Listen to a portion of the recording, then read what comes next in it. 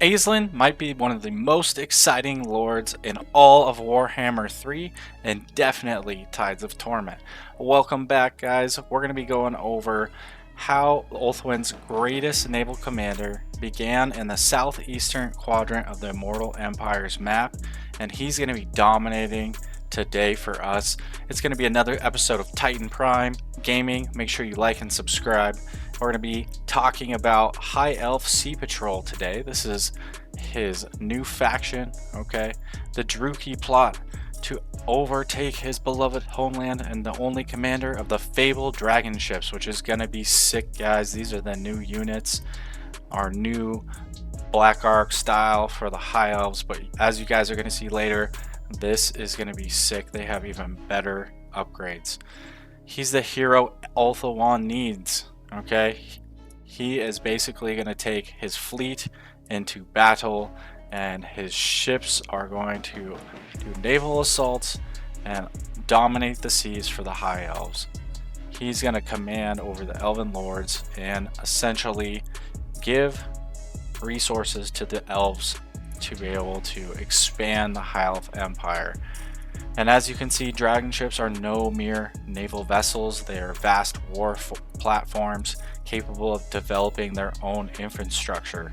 Okay, this is really interesting because, as we know, Aislinn is one of the Elven Lords that he is far from home, and he actually donates some of his campaign victories and spoils to the other lords.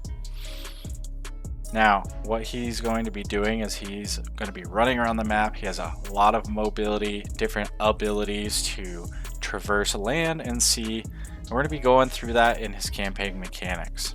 So, despite his naval focus, as it says, he can still conquest on land, which is awesome. It's important that they made him somebody that we can actually utilize on land and not just be stuck at sea. Those Black Arks are awesome, but it is a bummer that you can't bring them onto land. So, to get a dragon ship built, you must gather the rare resources necessary to construct the fleet of 5 vessels in order to head off the Druki invasion.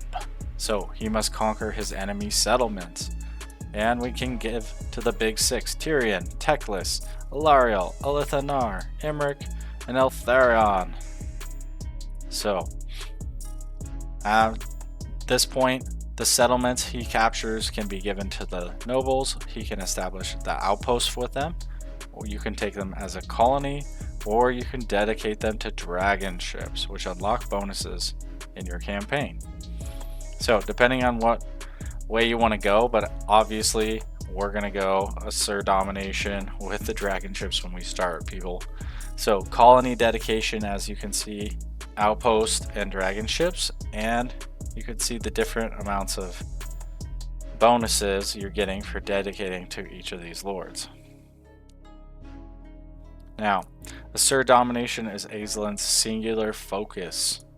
He's going to capture and dedicate to the settlements, to those big 6, and this is where you're going to spend your Asur Domination panel upgrades for your dragon ships, outposts, and colonies. It's where you're going to go to unlock your new dragon ships and settlement buildings. That is pretty cool. Now, it's going to also track how many settlements you've handed over to each of the lords, and as you give them more, they're going to give you bigger gifts. So obviously, each lord can grant different upgrades, I'm assuming, and magical items, so that'll be interesting to explore and see which guy is going to be the best to ally with. I'm probably going to go with good old Tyrion. There's a lot to explore here, as it says. Examining what we have to offer, you can gift settlements to the lords, and also it says here Alariel was a natural first choice, and after they gave her 6 settlements, she gives you a Dawn Stone, a precious gem, which gives you 250 barrier hit points. Alright. Not a lot, but you know, at the beginning of the game, 250 hit points is quite a bit. But that kind of looks like later in the game, 104,000 gold. I'm not sure. Okay, moving on. We look at the way that he uses these dragon ship supplies. Okay, and basically the outposts are 3-slot sub-settlements. Roughly half of the buildings focused on producing elven trade, which is key for your dragon ship development. Okay, the other half provide defensive and support functions, ensuring outposts remain secure while contributing to the wider effort. The elven colonies are larger and more productive than outposts, with more building slots and a greater range of building chains, as Aislinn is initially limited in the number he can build, but you can unlock more through Asur Domination. Now, the colonies are key to his success. However, as we talked about, we need those dragon ship supplies, and you can get those through the elven trade. And it looks like you can get more through building chain upgrades to get more of like a rate of conversion. And also, when we look at this here, there's another major benefit of elven colonies is that they can become recruitment centers for Aislinn's navies and produce certain units which aren't available via dragon ship recruitment. So, when a new dragon ship is constructed, mooring it up near a well-developed elven settlement is a great way to kickstart its army and quickly make it into a functional war vessel, while the dragon ship begins developing its own recruitment infrastructure. So what that means, guys, is at the beginning of the game, you're going to want to build up your mainland settlements and then have your dragon ship near that settlement, recruit out of the settlement, and then as your dragon ship gets better and better, it will be able to recruit its own armies. Okay. This says here that no other legendary lords work quite in the same way. So he's going to have his own unique mechanics. Now, the dragon ships here, as we see, it's the mightiest weapon of Ulthuan's navy. Only the greatest admirals in the Asur are deemed worthy of a commanding one. Each dragon ship is a naval fortress. The wise admiral chooses which to equip theirs with. Artillery to shrines at summer oceanids. Okay. So we can activate different levels. Dragon ship dedication, colony, and activate. Okay. And these are, I'm assuming, going to give you bonuses. Alright. So it says they're exceedingly rare artifacts. He helms only one, so we get one dragon ship to start, and then we can build up to 5 ships, which when they're armed and completed will be equipped to face the Druchii invasion. So that must be the end game for the goal of this man. Each dragon ship is capable of developing advanced building chains, unlocking recruitment, growth, replenishment, recruit rank, recruitment capacity. I mean, they're literally super multifaceted, so that's awesome. Dragon ships are also going to provide their full unit recruitment options to any friendly vessels. I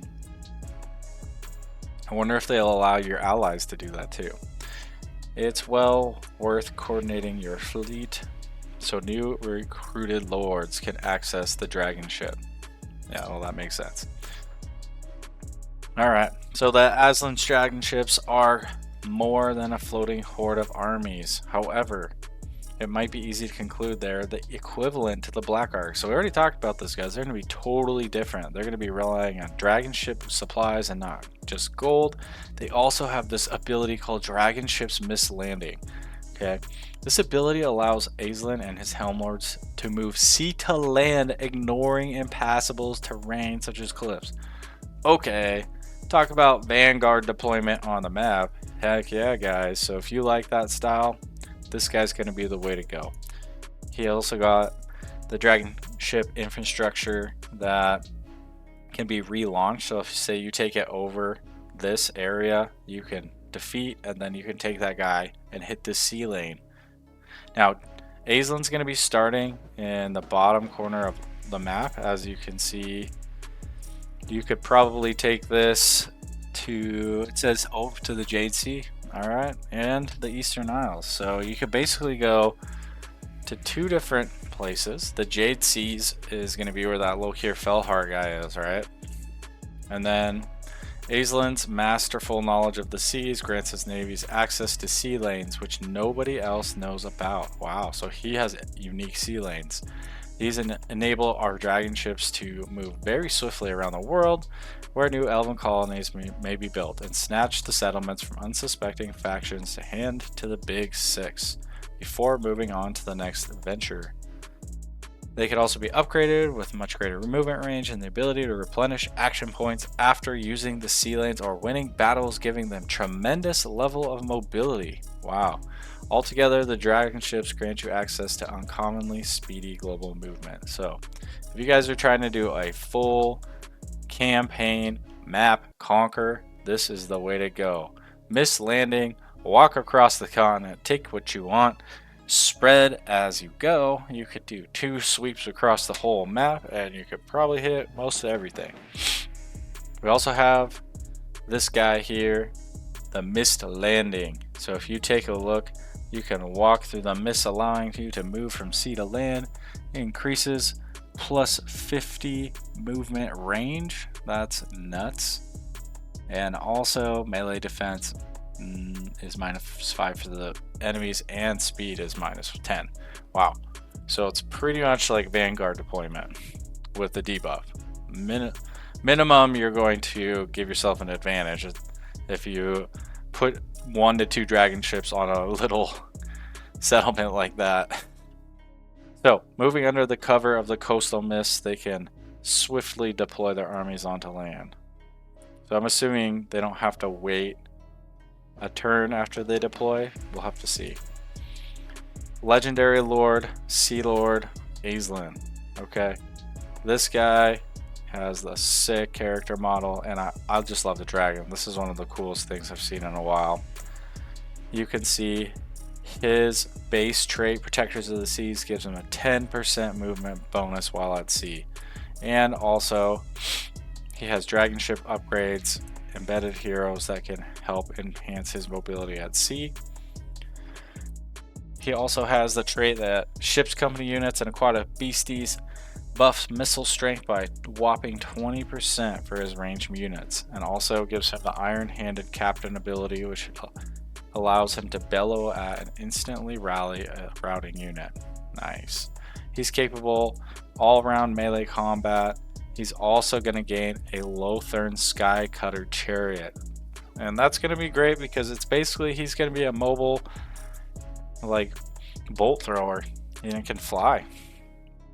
You also have the complementer of his Protector of Sea traits. He's got Oceanids, Merwyms, and ships company units. He's got basically a whole slew of things up his sleeve, including a new right, the Invocation of Mathlan. What's that?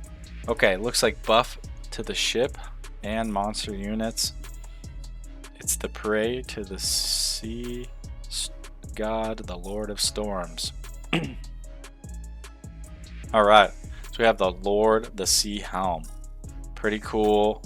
I really like this unit. It seems very well done. Gotta love how beautiful the High Elf models are. Experienced mariners and proud leaders, Sea Helms and nautical lords serve under Aislinn as his fleet captains. They have a skill tree providing a Great Eagle and a Skycutter Chariot, and also can have enhancements for some of the key units that are recruited from the dragon ships. Each Sea Helm can be focused on different benefits. You can also have them dedicated to one of the 3 gods in the pantheon. Looks like Mathlan, Isha, or Adioth. So obviously we're going to go with the Sea Guard. Legendary hero, Caradryan. So this is the sickest legendary hero in a while, especially because look at the mount. You gotta say, it's a phoenix. It is literally the Phoenix King himself. It says he's a powerful addition, and he has a vow of silence, so he will not say anything, but he does have the legendary Frostheart Phoenix Ashtari. Alright, he's going to wield his Mightiest Phoenix Blade, as you can see right up here, which is going to grant him a flaming attacks and bonuses to armor piercing weapon damage, and the Phoenix Guard is also going to be empowered with his presence. So that'll be cool. A really good guy to throw in kind of later in the game. He's also going to have ward save, magical attacks, bonus weapon strength. He'll be unbreakable for any of the Phoenix Guard units. So you're definitely going to want to grab that if you like Phoenix Guards. Alright, our new hero, the Mist Mage. I love it. The Mist Mage. So the masters of the new lore of Mist Mage manipulate the weather around them and basically try to distract them. They're also going to summon elemental oceanids directly into battle, and they might even enhance the capabilities of their units. So they're more of like a support lord. Okay, they have the Cloak of Dew, which is going to give their resistances and grant them Wayfarer and allow them to get around very quickly, and they even get a Great Eagle and Skycutter Chariot at some point. The melee infantry ships company. So this one, model, but it seems cool because it's going to be the tier 1 infantry, so it makes sense. They also are aquatic, so they'll be pretty good when fighting in sea. We have our oceanids. Okay, we got a horse and an eagle, it looks like. They're basically sea elementals. And then we have our actual sea elementals, and these guys are sick. I actually like this model. It's a terrifying creature to behold. While unarmored, it has significant resistances as well as immunity to contact effects like poison.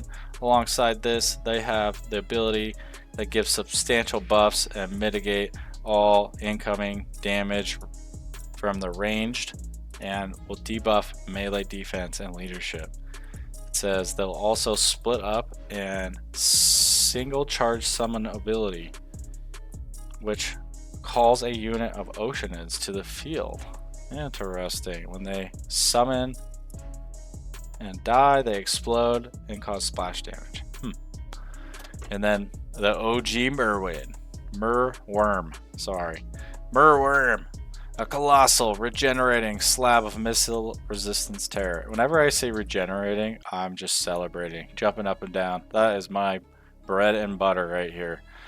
We have the Merwyrm, and this guy is going to be riding dirty with Aislinn, dealing a whopping 700 armor piercing damage, and it's anti-large. So you want to send this in and just take out all the other monsters with this guy. We also have our Lorthern Skycutter, so we finally fixed our bolt thrower problem. Poor High Elves have had artillery issues forever, so now we'll get the upgrade. We have a Eagle-born Chariot, which is going to be fitted with those Eagle bolt throwers, and they can even fire while moving, which is going to be pretty sick, because then we'll actually be able to, spread these guys out in a sense, and you'll be able to pin those large characters down and take them out. Alright guys, well that's it for today. Make sure you like and subscribe for more Tides of Torment, and I hope you have a great day. Titan Prime out. Subscribe, and let your name be remembered among the heroes.